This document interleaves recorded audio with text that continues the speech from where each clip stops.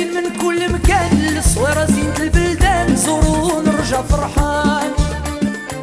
كالظبيل وللهيلولة، حوض السلاح وثوم حيلة، نضربوا شوفار هاد الليلة.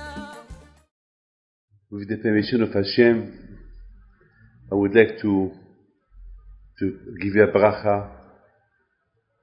to you, to all the people that they listen to the shiur. HaKadosh Baruch Hu will give you happiness, bracha v'atzlacha. You have to know something. We had a mitzvah in the Torah that Hashem said to Moshe Rabbeinu, before you die, go and do the war against Midian. And then after you can die. You know, the Midianim, they were people that they pushed the Jews to do a lot of sin with women. And this is something that Hashem doesn't like. Hashem, he likes things to be kosher, getting married. Things are married, a kosher marriage. Everything according to the halacha.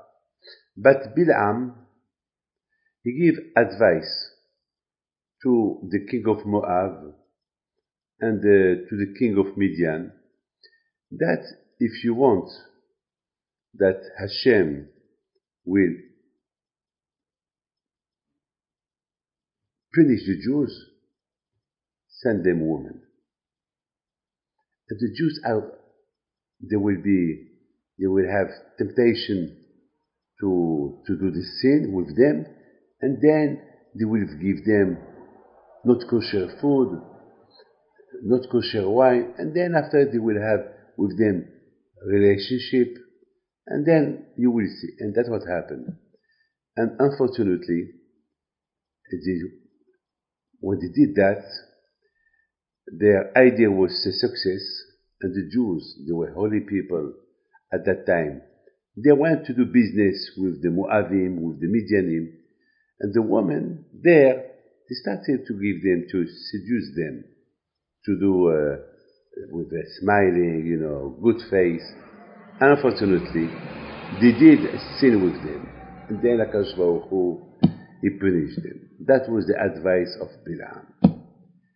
Now, Hashem said to Moshe, Moshe, you have to avenge what the Midianim did to the Bnei Israel. You have to avenge before you die. That means you have an option. Or don't do nothing, and you can live. Or do the war against the Midianim, so you die. Moshe Rabbeinu alav shalom, right away, he started to think, I wait and I live, because Moshe Rabbeinu, he wanted to live. There was nobody like Moshe Rabbeinu who wanted to live. He loved life. Why? Moshe Rabbeinu, like all the big tzaddikim, they want to live a long time. Why? Not because they want to live for themselves. Anyway, the big tzaddikim, they don't enjoy, like Baal Shem Tov, the Lubavitch Rebbe, all those tzaddikim, Rav Shach. I saw the house of those big tzaddikim. They had nothing in the house. באמת, my Rebbe, Rav Chaim Shmuel Lopian, he could be a billionaire if he wanted. I saw his house. He had only books, old table, nothing, an empty house. It's a house, it's like a bibliothèque, a library. There is nothing there. Only one or two chairs, nothing, empty house, but full of books. I was in the house of Rav Shach, a big house, full of thousands of books, but it's nothing. For them, the life is just to give Torah, to teach Torah, to study Torah. This is look, the Rebbe, the Lubavitch, when he was in his house, what he had? Nothing. He lived only for people. I was reading last time at 4 o'clock, I was reading that when in Simchat Torah, he had a heart attack. He had a heart attack in Simchat Torah. And they took him for 48 hours to the hospital. and he came back after Simchat Torah. And all the Hasidim, they were waiting for him. They were exciting. It was, it was in a big danger. And he was not allowed to talk. And thousands of Hasidim, they were waiting to see how is he. And then, first thing he did when he came from the hospital, after a heart attack, he started to do a lecture of Torah. And he was very sad. He couldn't talk. He talked very, very, very, very, you could see that he was ill. After a heart attack, he is not allowed to talk. And he talked, they gave him the micro, and he started to talk to them, Divrei Torah. Can you imagine that? Can you imagine that? This is the tzaddikim. The tzaddikim, they don't live for themselves. They live for others. So, Moshe Rabbeinu, alav shalom, it was a man to live. Now he has an option, to live or to die. If he do the war against the Midianim, he die. If he doesn't do the war right away, he will live. But what Moshe Rabbeinu did, he wanted to do the war. Why Moshe Rabbeinu, he did that? Because Moshe Rabbeinu, alav shalom, for him to live another few years, and Bil'am, he's living, is a danger for the Jews. He preferred to die, and he preferred to do the war and to die, than let Bil'am alive. Who knows what kind of advice he will give again, and the Jews will be punished again. So, right away, he wanted to do the war. Especially, I have to tell you this, Bil'am, he was waiting, Bil'am. Can you imagine when he saw that his advice, it was a success, the advice that he gave to Balak, it was a success, full of success. He told him, if you send a woman to the Jewish people, and the Jewish people will do the Avera, the sin with them, Hashem will punish the Jews. And he heard that 24,000 Jews were killed, they died. So for him it was a big success, yes or not? And beside this, the Zohar Kadosh said that idea, not only it was a success of that time, but it's a success till now. Today, the biggest problem today is women. Temptation of the Tzara, the internet, and iPhone.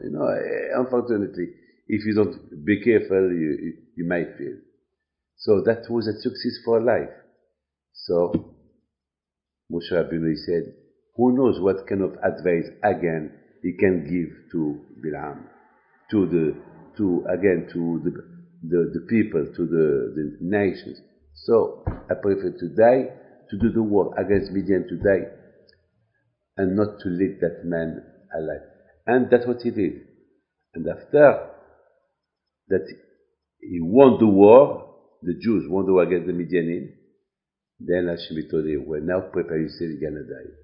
And Moshe Rabbeinu started to pray, the parasha of this week, by Hanan. He prayed 515 tefillot. Praise. 515. That Hashem will, please, Hashem, I did what you wanted. Give me now the chance to live. And Hashem said, no. No. The option that I give you, it was, or to do the war and die, or not to do it and live. You choose the option to do the war against the Midianim. Now we have to die. This is something that you cannot. So that means that Moshe Rabbeinu gave his life for the Jews. Now there is the Or Haim HaKadosh. He gave a beautiful question. It's a fabulous question. He said, I don't understand. Hashem, he gave an order to Moshe to do the war, yes or not? But we did not see that Moshe Rabbeinu, he did the war. He sent Pinchas to do the war. Moshe Rabbeinu, he had an order, the Or Haim HaKadosh, he had the Neshama of Mashiach. And the Baal Shem Tov, always he wanted to meet him. Baal Shem Tov wanted to go to Israel from Poland, from Ukraine, just to meet the Baal Shem Tov. And there is a story. If the Baal Shem Tov and the Orach Chaim HaKadosh, if they will meet together, they will bring Mashiach. Unfortunately, all the effort that the Baal Shem Tov did to meet the Orach Chaim HaKadosh failed. The day, and they did not meet, and the day that the Orach Chaim HaKadosh died, but the Baal Shem Tov, he said, today pass away the one who was supposed to be the Mashiach. And after a few months, they heard that exactly the day and the hour that the Baal Shem Tov said that, it was the day that the Baal Shem Tov passed away. So that means the Baal Shem Tov, he saw in his Ruach HaKodesh that Orach Chaim HaKadosh passed away. So he asked a question. Hashem said to Moshe Rabbeinu to do the war against Midian. But Moshe Rabbeinu, he did not do it. He sent somebody else to do the war. So why Moshe Rabbeinu, he did not go himself to do the war? Okay, it means that there is a halacha, shlucho shel adam kemoto. That means, Andy, if I tell you, give that tzedakah to somebody, you did it. So now who did the mitzvah, me or you? It's me, because I give you the money to do it, and you are my shaliach. You just did what I was supposed to do. That means that you become like me. So the question is, even that shlucho shel adam kemoto, that means the fact that Moshe Rabbeinu told the Jews to do the war is like he did it, but in our case, Hashem said to Moshe Rabbeinu, you go do it. You go and do it. I mean, here that means that Hashem ordered to Moshe Rabbeinu to do it in person, not to send somebody to do it. You understand? This is the question that the Orach Chaim HaKadosh asked. And the Orach Chaim HaKadosh gave a beautiful answer. He said, even that we see in the Torah that Moshe Rabbeinu, he didn't do really the war himself, but he prepared the preparation. He prepared the plan how to do it. So if he did not give the plan to Pinchas how to do it, the war will be a failure. They will lose the war. That means that Moshe Rabbeinu, even that he didn't go himself to do the war, but he gave the plan. He gave the Chokhmah, uses a strategy. I mean, he told Pinchas, this is the way how to do it, this is the way how to do it.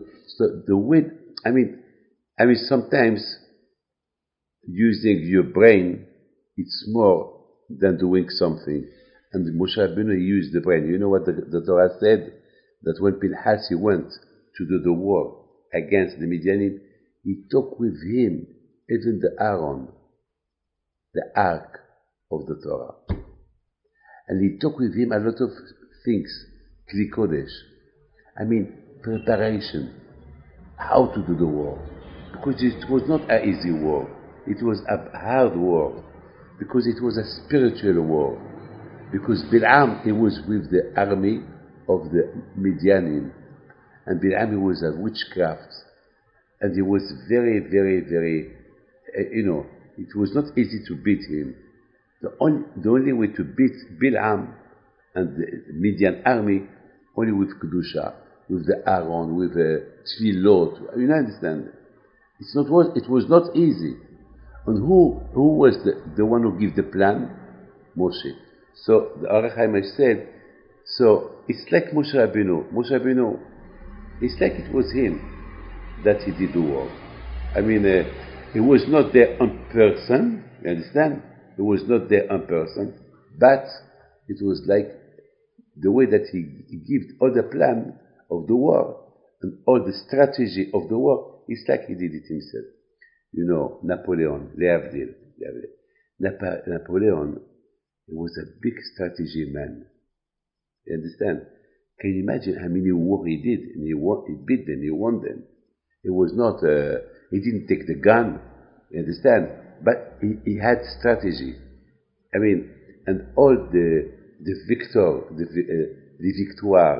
that Napoleon had, through his strategy, So like they call them no, they call them, the wars that Napoleon won.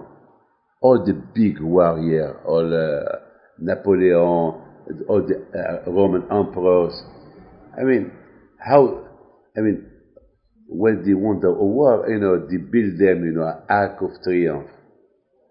I mean, what is the Arc of Triumph? That means, even that they were not in the war itself, but the army won the war through their strategy.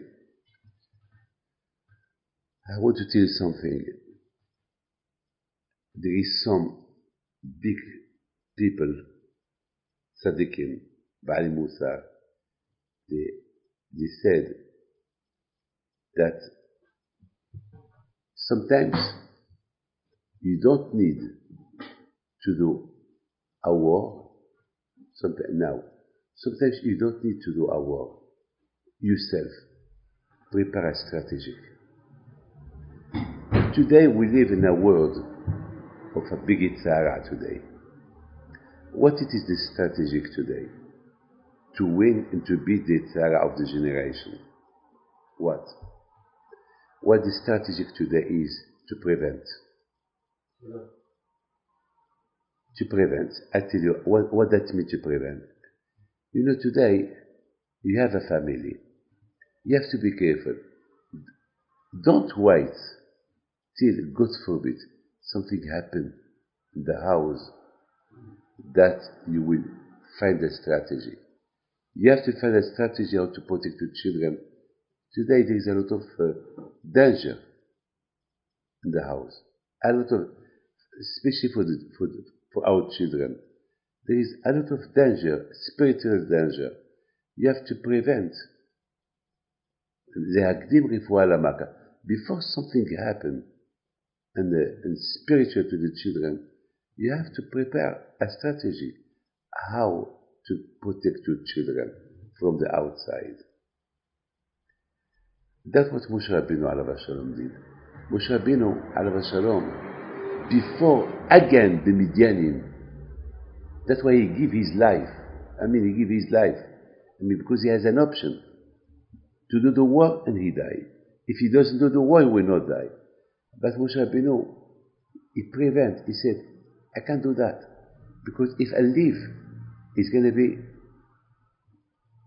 a danger for the Jews. I prefer to go. I have to. And he did a plan how to win the war. So it's like he did it himself. And this is a musar, this is something, a moral that we learn for ourselves. We learn for ourselves a strategy that we should not wait till, God forbid, a danger come to our children, a spiritual danger come to our children. Why I didn't do that? Before that start. Be careful. Before your child fail in spiritual, teach him what's going on in the world. Teach him. Be careful. Don't do that. Because if you do that, take my father, my father. How many times my father, he gave us good advice. One day, I was a 22-year-old. I was in the yeshiva. And I wanted to go to buy the ticket. At that time, I had a Moroccan passport and with a visa. The story happened in Israel. And my father told me, put your passport in your pocket and be careful, don't take your jacket off because the passport is there. If you take it, maybe the passport will fail. I didn't take any attention. See, my father took me like a baby. Put your passport and stay with the jacket on. The weather was so hot. I didn't take attention to my father. I went to my brother. When I went out, it was very hot. I took my jacket off. I arrived to the bus station. I wanted to pay. I started to look for the money. I didn't find the money. I didn't find the passport. I didn't find the visa. I didn't find the tickets. I was supposed to go to Tel Aviv to buy the ticket, and I had to show my passport. I find nothing. I was shocked. What I'm going to tell my father? Now, at the time, if you lose your Moroccan passport, it will take you 1 year to do it. And I was in Israel, so I have to go back to England. How am I going to go to England with no passport, with no visa? I was really in a real problem. You understand? I was in a real problem. I did not know what to do. I went to my father. My father first thing asked me, you came. Did you do the ticket? Did you fix it? Where is the passport? Where is the money? Where is the visa? I was looking at him. You know what he told me? Did you take off your jacket? I said yes. Why didn't you listen to me? Papa, it was very hot. And my father told me, I know that it was very hot. That's why I told you, don't take off the jacket. Because I was worried if you take off the jacket, the passport will fail. That means he he gave me advice before, I understand. You know what my father said? I know that you will not listen to me. And I pray to Hashem that you will not lose your passport. Now go to your brother. This morning you went to see your brother. I said yes. So go there. You will find the passport, the money, the tickets, and the visa near the ballon of gas. I said, Papa, but few hours went already. Maybe somebody took them. So my father said, no. I took already precautions. I pray to Hashem that no one will see them. I pray to Hashem that no one. I ran to that place where my brother lived, near the ballon, and I found on the floor the passport, the ticket, the money, and the visa. So you see, what my father did is take a prevention, before something bad happened, be careful. Understand? So that's what Moshe Rabbeinu alav hashalom want to teach us. Before that something again happened to the Jews with the Midianim, he went to do the war. And it's a lesson for us, how to prevent things in our family. But my friend, I want to tell you something. I was reading last week something beautiful. The Lubavitch Rebbe, he said, why we need in Israel, Hashem give an order to Moshe Rabbeinu. Moshe, before you pass away, I want you to have some kind of cities for somebody to run if he kills somebody involuntarily. There is a halacha. You kill somebody, you are punished. But if you kill somebody without attention, understand? Without attention. He didn't mean to kill him. He was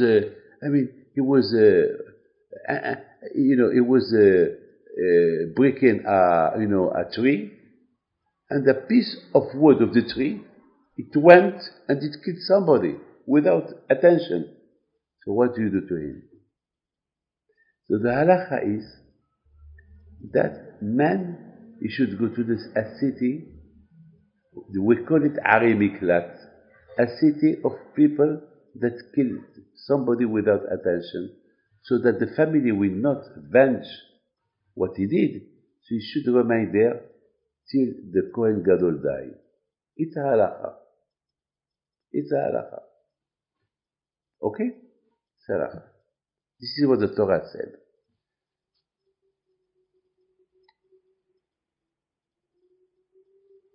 The Lubavitch Rebbe explained, he said, well, what is this kind of halacha? what can we learn from that halakha? Okay, it's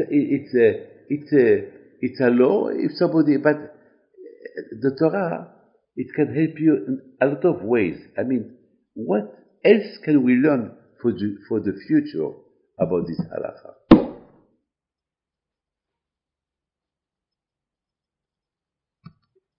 He explained, he said, today,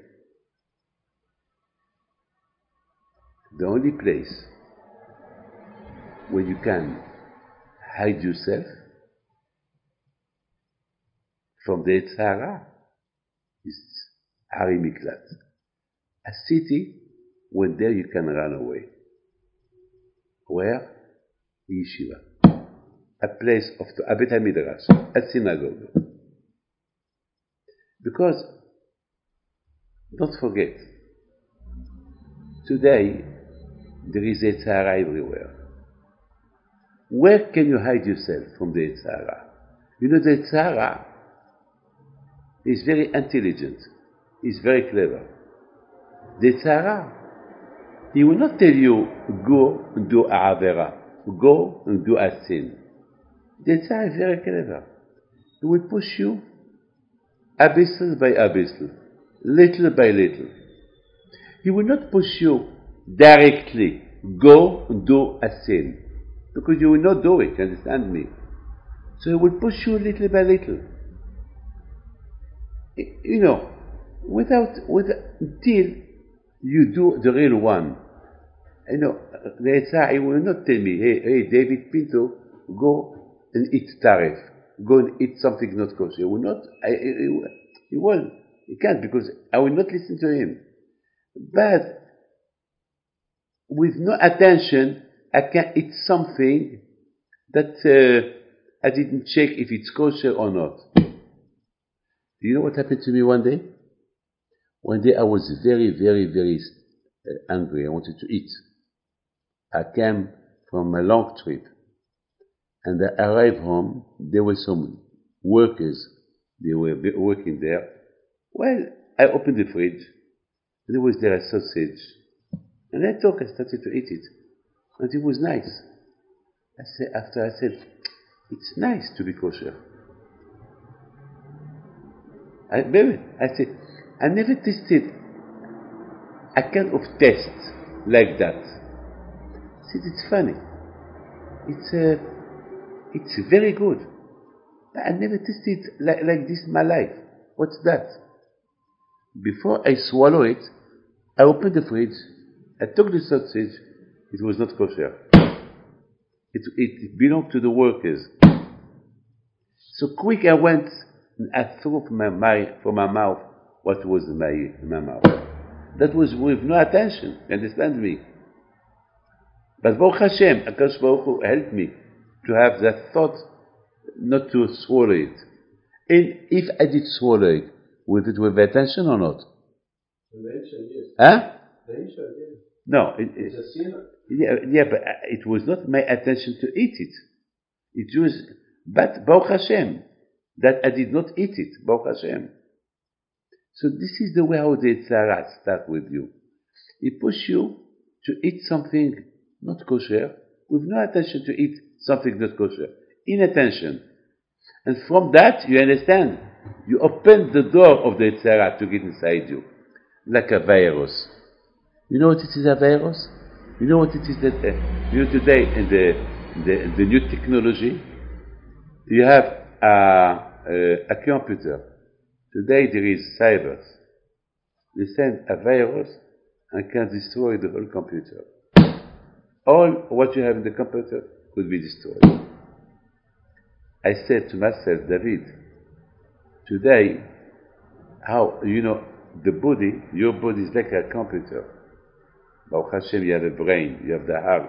We are like a big computer with all the technology. But the Tzara can send you inside you a virus. It can send inside you a cyber. And when the cyber go inside you, it can destroy all the spiritual life that you have. So you have to prevent. You have to be careful. So today there is antivirus. Today there is anti-cyber. Today the new technology is, you know that, yes? You have it, yes or no? Today everybody has antivirus, anti-cyber. Well, to prevent that you will not destroy all the things that you have in the computer. So today, the Torah, according to the Lubavitch Rebbe, according to what he explained, today, the Ari Miklat of today, the place where you can hide yourself from that kind of virus, from that kind of cyber that you can destroy your body, it's the Beit HaMidrash. To have a rabbi to teach your Torah. The Torah is the antivirus. The Torah is the anti-cyber who can destroy your body. Don't forget, the Tzara never will come to you to push you to do a sin directly, because he knows that you will not listen to him. He will come to you indirectly. He will push you indirectly to do a avera, to do a sin. And then from there, he will try to destroy you. So, the antivirus is the Ari Miklat. The antivirus is to go to a place where there is Torah, at least even 1 minute, even 2 minutes of Torah every day, even 5 minutes, 10 minutes, why not? This is the antivirus. You have to prevent. Before, I have to tell you a beautiful story. You know, there was a man that every time when he used to go to do a lecture, to study, he fell asleep and he started snoring. So the rabbi told him, hey, Moshe, you disturb. He said, I'm sorry. But every time he sleep and he snore. One day the rabbi told him, please, don't come anymore. Because you are tired, you work all day, and you come the evening to the lecture, and you disturb me when I give the show. Please, Rabbi, do me a favor. It's very important to me that I should come. He said, but you are tired. It's better.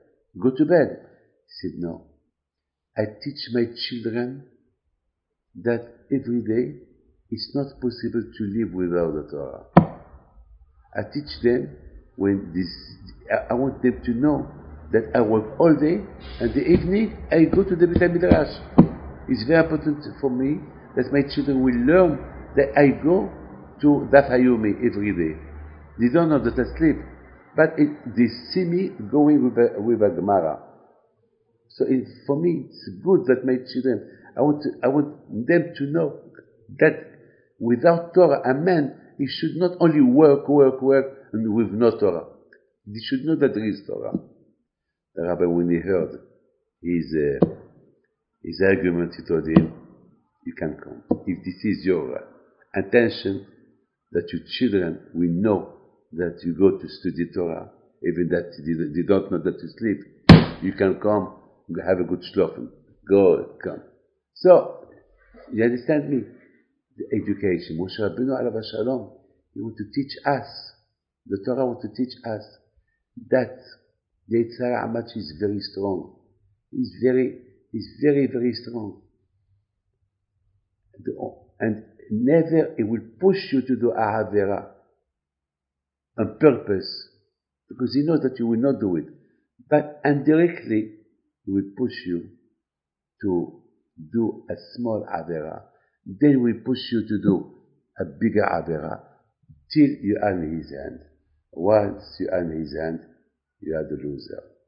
So what can you do when you start doing Avera with no attention? What you have to do? Beit HaMidrash. This is what the Rebbe explained.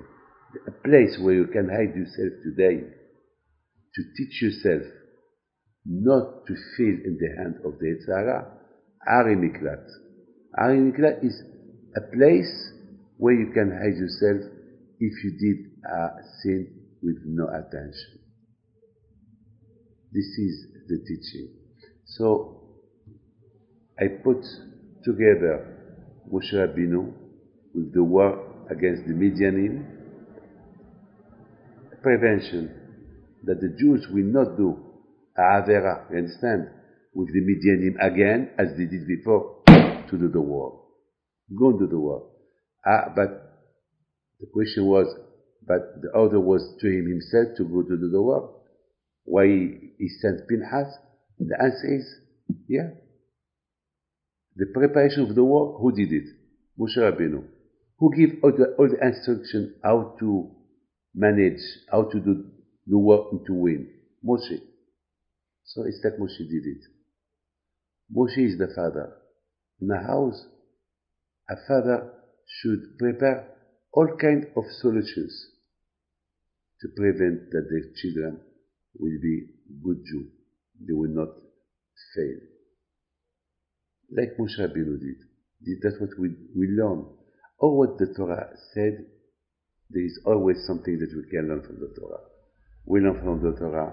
Now today, I teach you today a lot of advice that the Torah gives, a lot of mitzvot that the Torah gives, and from those mitzvot, there is something to learn.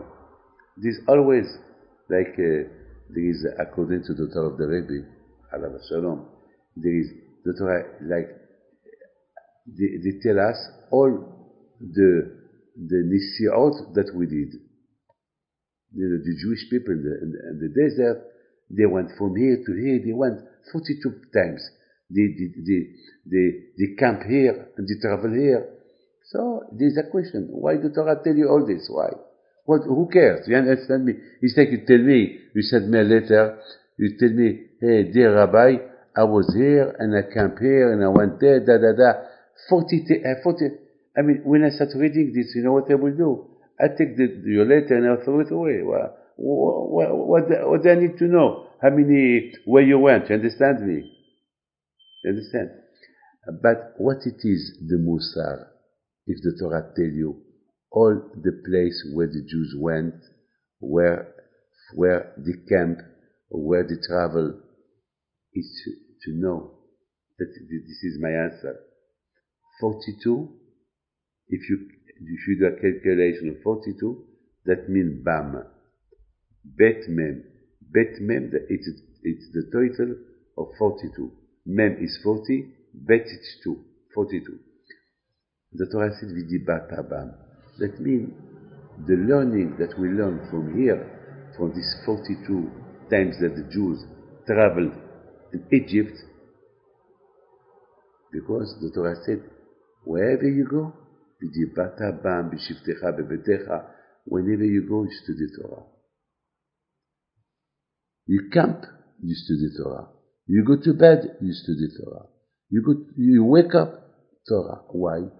Because a lot of people today, before you go to bed, you watch television. Or they say a book, a bad book. So when they wake up, they will wake up with no Yirat Shamayim, with no fear of Hashem. You are traveling. People, they don't study Torah. Maybe by traveling you can do some sin. So the Torah gives you an advice. Wherever you go, you want to be protected from, because the Yitzhak is everywhere. Yitzhak, like the Mesilat Yesharim said, you go to bed, Yitzhak is with you. You wake up, Yitzhak will wake up with you. You walk, wherever you go, Yitzhak will go with you. So how can you prevent yourself? How can you protect yourself? When you camp here, when you travel here, when you go there, wherever you go. You must always have a Talit Katan. You must always be connected to the Torah. When you are connected to the Torah protects you wherever you go. This is what the Torah wants to teach us by the 42 traveling that the Jews did. That means that what protects the Jews in the desert during 40 years is the Torah that they've been studying. That's what protects them. That is the learning what we learn. I wish you well, bracha ve'atzlacha, and better we should see Mashiach Tzidkenu, b'mira b'yaminu u'min ken ratzon.